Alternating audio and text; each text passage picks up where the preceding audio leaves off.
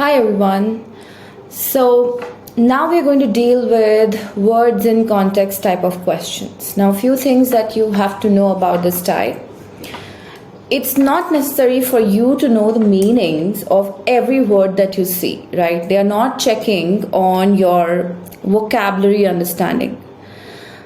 The College Board is basically checking you on how do you understand the words contextually, right? How do you make sense of the context and then choose a word appropriate to it, correct? So just remember this while you are running through the videos on this particular type. Remember that we are not looking for a dictionary meaning, we are looking for a contextual meaning, right? Also, whatever option you pick up, remember that's in some way or the other already given to you in the text. So it's already available in the text. You just have to be very attentive while you're reading the text.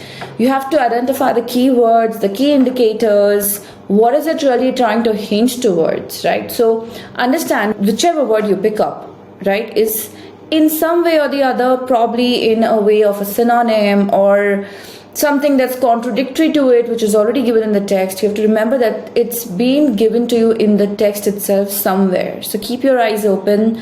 When you're reading it, be very attentive, right? You have to really understand the context of the whole text or the sentence that you're dealing with, okay? Let's first of all understand how do we really get to know that this is the words in context type of a question. It's quite easy over here as well. Look at this question stem. It's always going to be the same for this type. So which choice completes the text with the most logical and precise word or phrase? This is going to be a standard question stem for this particular type, right? Let's go ahead and read the text. Former astronaut Ellen says that pay attention to this although she doesn't have a definite idea of when it might happen, take a pause here, understand what it's saying. So this astronaut Ellen is basically saying that she doesn't have a definite idea of something happening, like when it's going to happen, right?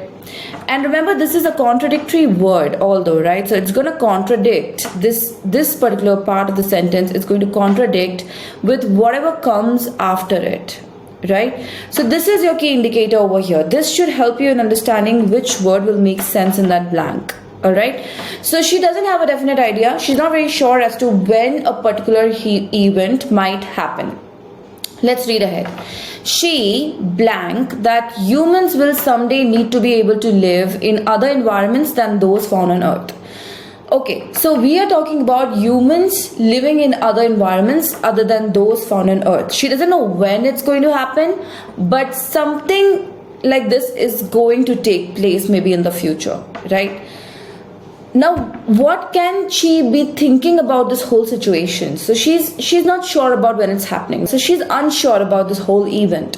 So she's trying to maybe make a guesswork or maybe trying to guess that humans will someday have to live in other environments other than those found on Earth. Your answer lies in the first sentence itself, and more specifically it lies in the first part of the sentence because of the although, it's something contradictory that's coming up, and this part of the sentence which says she doesn't have a definite idea, so she's unsure, right? Let's go ahead and read the last sentence. This conjecture informs her interest in future research missions to the moon. So this understanding or this whole event happening, when it's going to happen, and such an event probably might take place in the future, this has further led to her future research missions to the moon. Now, I don't think the last sentence is going to be much of relevance over here. All that I needed to know was in the first sentence itself, right? Now, with this understanding, let's go ahead and try and eliminate our options. Now, pay attention to the elimination strategy that I use. So the first option says demands. Now think logically, why will it make sense saying that she demands that humans will someday? How can she demand that, right? She's not sure about when this event is going to happen, that I know. But is she going to demand that humans will have to live in the other environments than those found on Earth? Doesn't make sense, right? I'm going to eliminate this. It's just illogical to say the word demand over here. Now B says speculates. Now remember, this word is kind of matching with this part of the sentence which says that she doesn't have a definite idea. So she's unsure. She's probably speculating. She's probably guessing that humans will someday need to be able to do this, right? So I like this word as of now. All right, but still we'll have to go ahead and eliminate our rest of the options. Let's look at C. Doubts. She doubts that humans will someday. No, she's not doubting this event happening. She may be unsure, but she's kind of in favor. Like, she's in favor of this notion that someday probably this kind of a situation may occur. She's not doubting this event. So understand, there's a difference between being unsure about something and doubting on a particular event. Correct? So C doesn't make sense. This is out. And D says establishes. Now, she's not somebody who has a definite idea. She's unsure. Correct? So she can't really establish this. And also understand, the last sentence said that, she's working on further research, or she's doing some kind of future research missions to the moon to have further understanding on this. Correct? So she's not established it yet. Probably later in the future, with the help of these research missions, she will be able to establish something, but not as of now. So this is also out. And B is the most logical and precise word that we can pick up for the blank.